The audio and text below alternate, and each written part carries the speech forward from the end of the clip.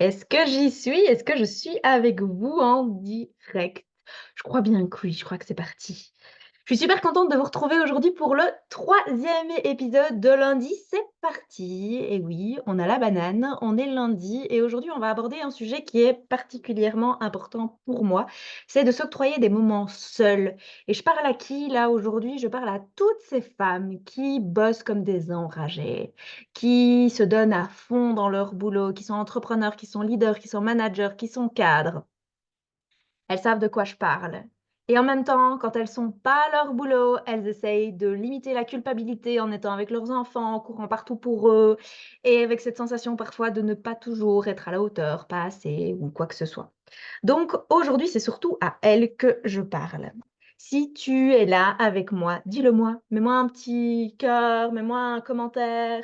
Dis-moi que tu es là aussi, puis dites-moi si vous m'entendez bien et si vous me voyez bien. Ce serait une méga bonne une méga bonne idée. Alors, je vois qu'il y a des choses qui sont épinglées qui ne devraient pas l'être.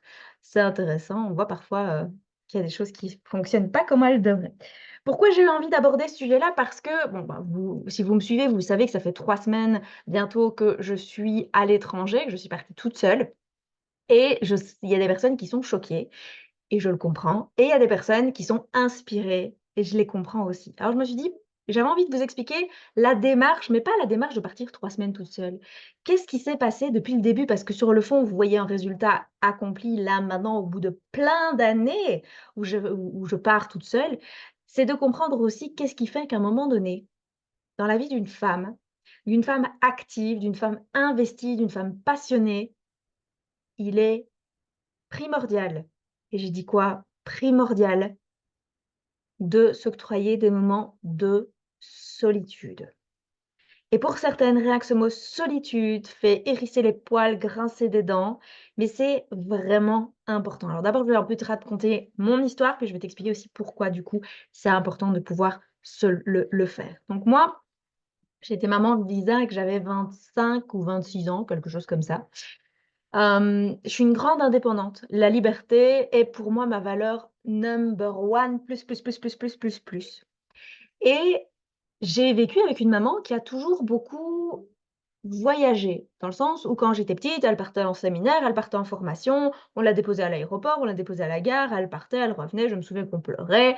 C'est des choses comme ça qui font partie intégrante de mon enfance. J'ai toujours vu ma maman bouger, j'ai vu ma maman, mettre le transat dans le jardin et prendre le temps de se poser sur son transat. J'ai été élevée comme ça. Déjà rien que ça, il y a une grande différence avec beaucoup de personnes. Il y a énormément de femmes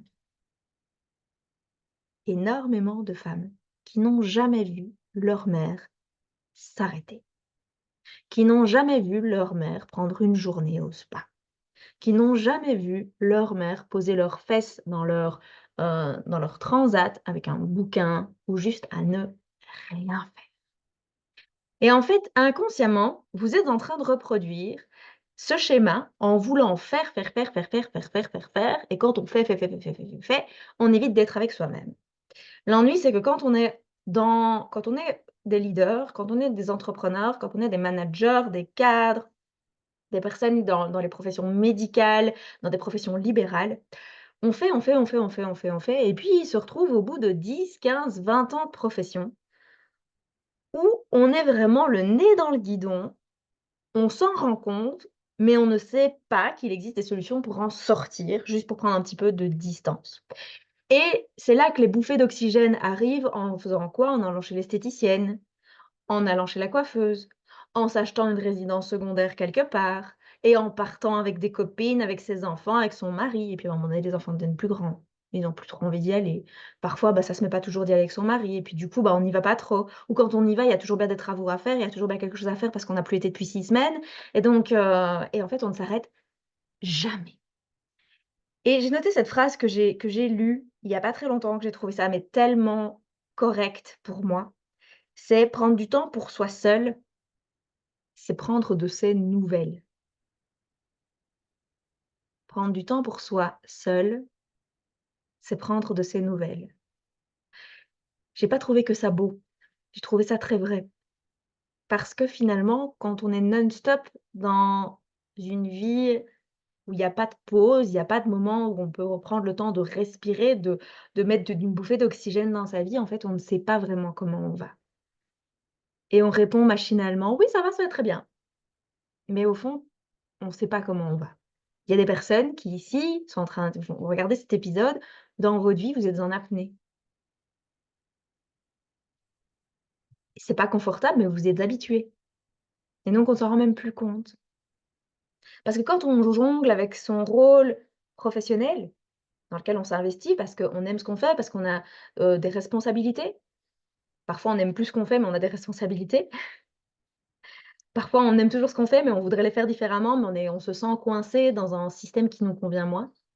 Et puis, ben, il y a les enfants qui sont très importants parce que toutes mes clientes sont des femmes qui aiment leurs enfants profondément, jusqu'à des moments, bah, ça ne se passe pas comme elles voudraient que ça se passe parce qu'elles sont tellement investies dans leur boulot qu'il y a beaucoup de culpabilité, beaucoup de fierté en observant leurs enfants, hein. Elles sont extrêmement fières de leurs enfants, mais par contre, elles ont beaucoup de pointes de culpa elles ont beaucoup de culpabilité d'avoir cette impression que ça passe tellement vite et qu'elles ont perdu une partie de l'enfance de leur enfin, oui, de l'enfance de leur enfant. Et puis il y a ce rôle d'épouse qui est parfois le rôle en plus, le rôle de pour certaines, c'est de la figuration même, c'est devenu ça. Un couple qu'elles ne remettent pas en question parce que, bah, voilà, elles n'ont pas du tout envie de le remettre mais elles aspirent à retrouver leur conjoint, à retrouver leur mari, mais il y a pas de place en fait, il y a plus de place et il y a plus de place pourquoi? Parce qu'il y a pas d'espace pour elles. Il y a pas d'espace pour elles et quand, ben, on prend pas cet espace pour soi, à un moment donné, on vient à se poser cette question: «Qui suis-je? Qu'est-ce qui m'anime vraiment? Qu'est-ce que j'ai envie de réaliser?» Et là, moi, j'ai plein de nanas qui, quand je leur pose ces questions-là, me disent: «Bah, je ne sais plus». Et donc pour revenir à mon histoire, ces questions-là, moi, je me les suis posées que Lisa avait 1 an et demi.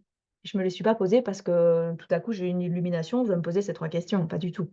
Je suis allée à un événement, dans cet événement, on m'a posé ces questions-là et je suis restée scotchée en me disant: «Oh, en fait, je bosse comme une enragée, Lisa passe pas ses nuits, c'est compliqué dans notre couple, du coup, on a difficile de se retrouver, heu, bah, je sais pas. C'est quoi la joie pour moi? C'est quoi la légèreté pour moi?» Et j'ai l'impression que ça faisait même plus partie de mon vocabulaire, que ça faisait même plus partie de ma vie. Si ça te parle, tu peux le mettre en commentaire, hein, si toi aussi tu as des moments comme ça où tu voudrais juste prendre une énorme bouffée d'oxygène qui t'apporte juste de la légèreté, de la clarté, de la douceur aussi.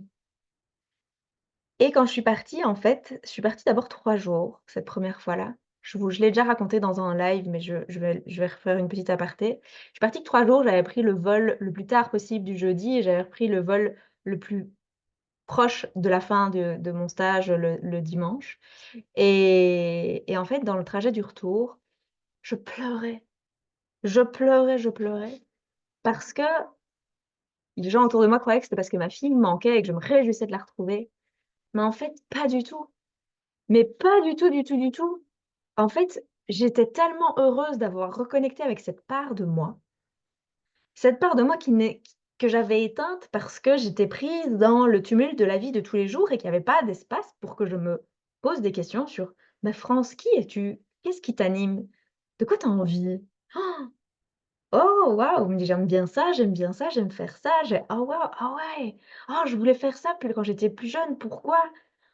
J'avais remis de la vie en moi et j'avais juste tellement peur de revenir dans ma réalité, du truc pesant, du fait que j'allais pas redormir que j'allais pas redormir, j'allais me réveiller 7 fois par nuit pour m'occuper de ma fille, que j'allais repartir le lundi matin avec tous mes patients. J'avais peur parce que je venais de retoucher à cette liberté dont j'aspirais tant à l'époque et que j'étais effrayée à ce qui allait arriver par la suite parce que je venais de recharger mes batteries. Vous savez le nombre de personnes qui partent en vacances et ils reviennent de vacances, ils sont encore plus épuisés. Parce qu'ils ont été au camping, dans des hôtels all-in, parce qu'ils ont fait plein de choses, parce qu'ils sont partis en famille, parce qu'ils sont partis entre amis, parce qu'ils sont et en fait, de nouveau, il y a pas ces moments et ces espaces de solitude et ces moments et ces espaces de solitude, pour beaucoup, c'est effrayant et je le conçois très bien parce que moi aussi ça a été effrayant pour moi les premières fois. C'est quelque chose qu'on apprivoise. La première fois que je suis partie toute seule, c'était à ma séparation, donc ça fait 5 ans. Je me suis dit: «Il faut que je découvre cette solitude, et que je me fasse confiance», en fait. J'ai pris un billet d'avion, c'était Bordeaux. J'habite en Belgique, c'était Bordeaux, j'avais jamais été à Bordeaux. J'avais pas réservé d'hôtel et je me suis dit: «Je pars 3 jours et je vais apprendre à faire confiance en la vie et à me faire confiance et d'expérimenter la solitude» et c'est intéressant parce qu'à ce moment-là, il se passe plein de choses dans notre vie. Il y a des opportunités qui se créent, il y a de la clarté qui arrive, il y a un on n'a pas le temps de se sentir coupable de quoi que ce soit et il y a quelque chose qui vient remettre un espace à l'intérieur de soi qui dit: «J'existe» et c'est même plus fort que ça, c'est: «Je mérite d'exister» et cet espace-là, on ne le trouve pas quand on part au spa une journée avec toutes ses copines, quand on part 4 jours en city trip avec ses potes, quand on part en vacances avec sa famille.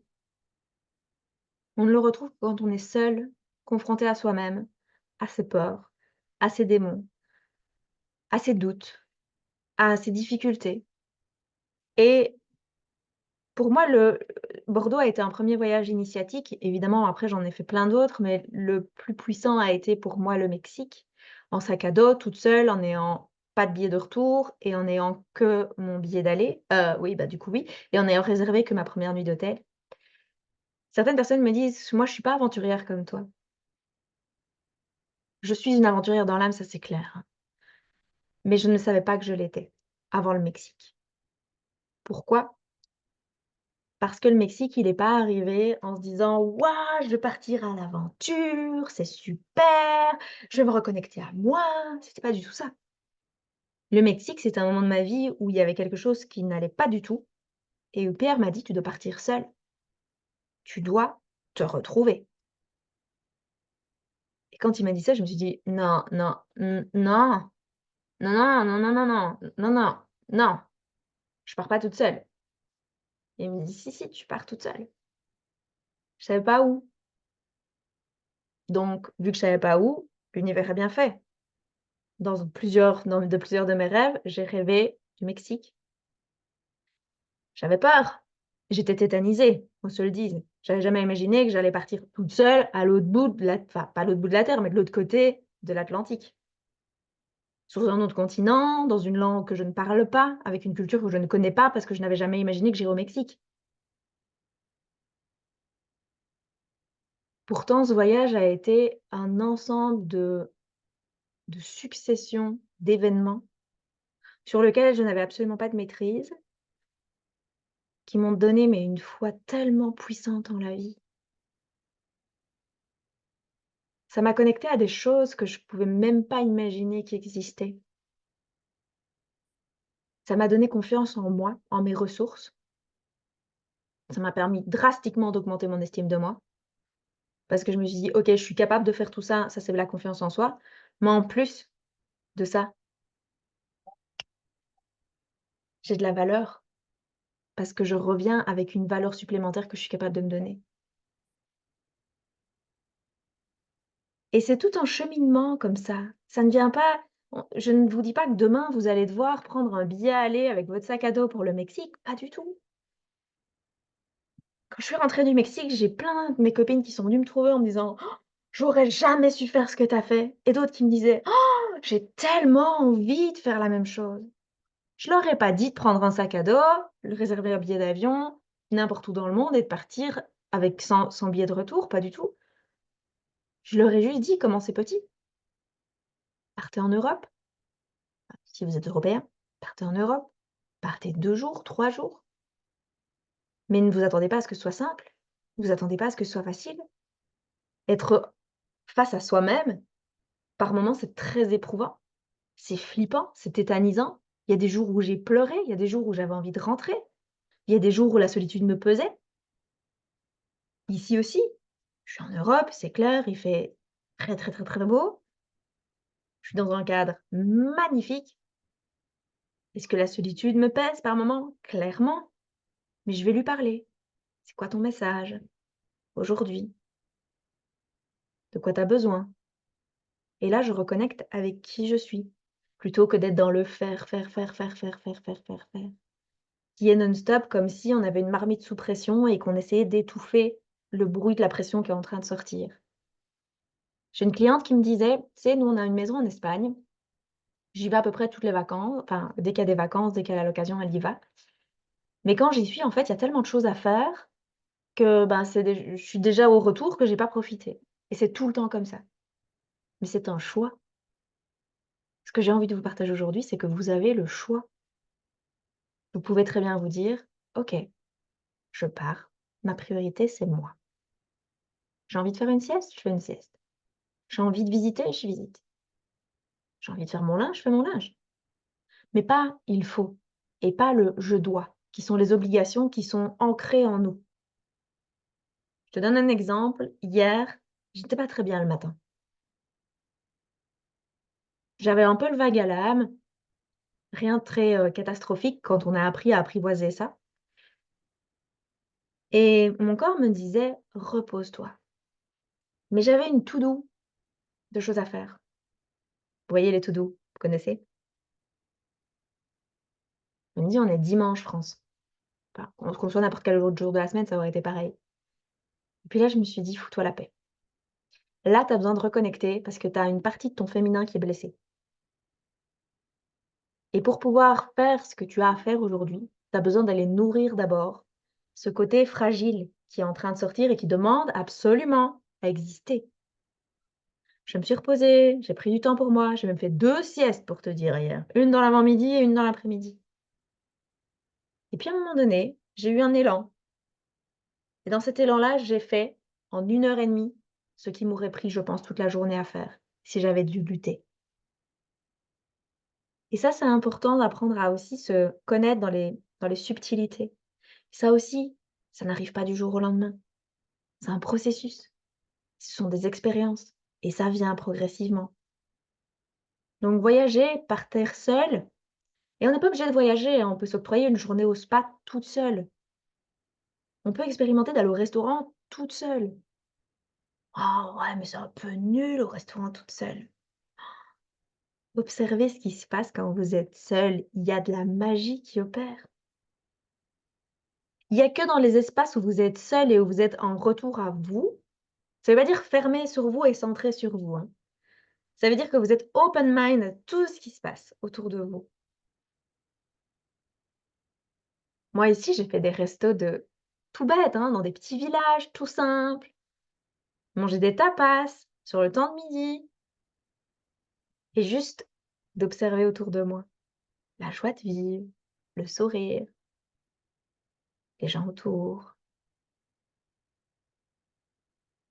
d'écouter la musique de la langue et en fait de me rendre compte que tout ça, ça nourrit mon cœur et ça nourrit mon âme et que je me sens entière et que je me sens vivante. Parce que ce sont des espaces aussi où je peux me poser, me déposer. Ces moments où on peut prendre des choix dans sa vie aussi. On sait pas quoi faire.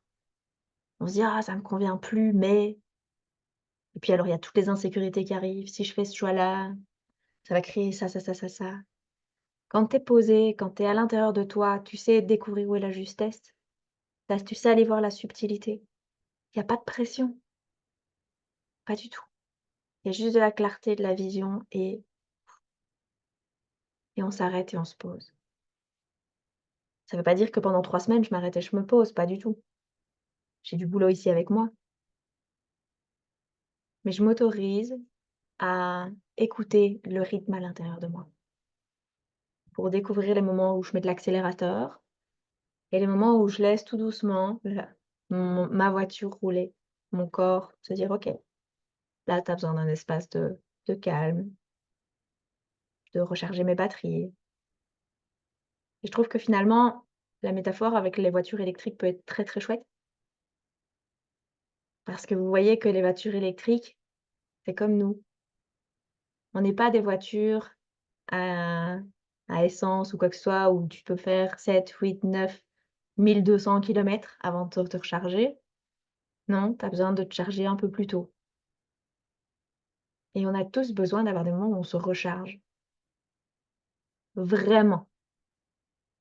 Aller se faire masser, c'est une manière de se nourrir, c'est peut-être une manière de légèrement se recharger, mais c'est pas suffisant. Je sais que pour certaines personnes, imaginez laisser ses enfants un week-end. Il y a tellement de culpabilité et de peur du manque. «Ah oui, mais ils vont me manquer». Le manque, c'est qu'une création de l'esprit, hein. C'est parce que vous projetez quelque chose qui n'arrivera potentiellement jamais. Je me souviens d'avoir fait une immersion avec, des clientes et d'en avoir une qui, le dimanche, m'a dit: «Moi, il est 4 heures, je pars, faut que je m'occupe de mes enfants, il me manque». Elle a rigolé tout le temps. Elle a passé du super bon temps tout le temps. Elle a profité tout le temps. Mais à un moment donné, il y a eu une pensée parasite, chut, qui a traversé ton esprit: «Ah, les enfants». Et puis, «Ah, un mal-être, de la culpabilité. Oui, mais mon mari, oui, mais Tchic, qu'est-ce qu'ils vont penser? Ça ne se fait pas, ce n'est pas très correct, oui, mais tu sais». Et hop, c'était fini. Et ça vient d'où? D'une histoire qu'on se raconte. La majorité des femmes qui observent leur mode de fonctionnement et qui sont capables juste d'observer la pensée qui vient de leur traverser l'esprit et de se dire: «OK, ce n'est qu'une pensée, c'est du parasite. Là, je suis dans le moment présent, j'ai bon, je profite». Il y a pas de manque, jamais. Et je me souviens d'avoir fait cette réflexion à ma fille parce que ma fille souvent me disait, depuis que on est séparés: «Maman, tu me manques, maman, tu me manques». Et moi, ça m'agace au possible évidemment parce que je ne suis quelqu'un qui n'éprouve pas ce manque vu que j'observe très vite les pensées parasites qui me créent du mal-être et donc je reviens dans l'instant présent. OK, c'est quoi le message? D'accord. Et je dis à Lisa: «OK, à partir de maintenant, on va jouer à un jeu. Tu ne peux plus dire: "Maman, tu me manques"». Tu vas me dire: «Maman, je suis excitée de te revoir». Est-ce que vous pensez que ça change quelque chose?» Évidemment que oui. Lisa, maintenant, à chaque fois qu'elle me dit: «Maman, je suis tellement excitée de te revoir», elle a la banane. Elle est heureuse. Elle est presque impatiente. On est dans une énergie d'élan, de mouvement. Quand elle me dit: «Tu me manques», elle est en mode coquille d'œuf qu'elle met sur sa tête, Calimero, je suis malheureuse, elle recourbe ses elle a envie de pleurer, elle recourbe ses épaules, elle a envie de pleurer. Est-ce que vous voyez la différence d'énergie juste en changeant de mot? Faites pareil, expérimentez de partir une journée, de partir 1 heure pour certaines mamans, parce que c'est tellement compliqué une journée, partez 1 heure. Pas de boulot, pas d'enfant, pas de mari, pas d'amis. Vous avec vous. Allez vous balader, commencez par ça. Ensuite, partez une journée, faites une journée au spa. Super, partez 3 jours quelque part. Tentez une semaine à l'aveugle, puis peut-être 2. C'est pas obligé de faire 3 comme moi je fais. Moi, c'est parce que cette année-ci, j'avais une opportunité particulière et vous voyez? Et c'est le plus beau cadeau, je trouve, une femme peut faire à ses enfants et à son conjoint, mais aussi à ses employés, à ses collaborateurs, c'est de partir faire des expériences qui nous reconnectent à nous-mêmes. Parce que quand on revient, on a je vais pas dire qu'on a changé, même si c'est le seul mot qui me vient, mais on s'est reconnecté à soi et quand on se reconnecte à soi, on redécouvre nos aspirations profondes, on redécouvre ce qui nous fait vibrer, ce qui nous rend vivants, ce qu'on aime faire, qui on aime être, notre vision et ça nous rend heureux et donc on change en étant mieux, en étant plus épanoui, en étant plus patient, en étant plus douce envers soi-même. Parce que mes clientes sont souvent des femmes qui sont extrêmement intransigeantes envers elles-mêmes, avec les autres aussi, mais encore plus envers elles-mêmes. Donc aujourd'hui, c'est le petit challenge du coup du jour, c'est comment dans ta vie tu peux mettre un petit peu d'espace pour toi, pour prendre de tes nouvelles. Prendre des nouvelles de ses copines, de ses clients, prendre des nouvelles de toi d'abord. Comment tu peux faire ça dans les prochaines semaines où tu poses dans ton agenda et tu te dis: «J'y vais. Je sais pas ce que je vais y faire, je sais pas comment je vais le vivre, mais j'y vais». Et puis tu nous mettras en commentaire.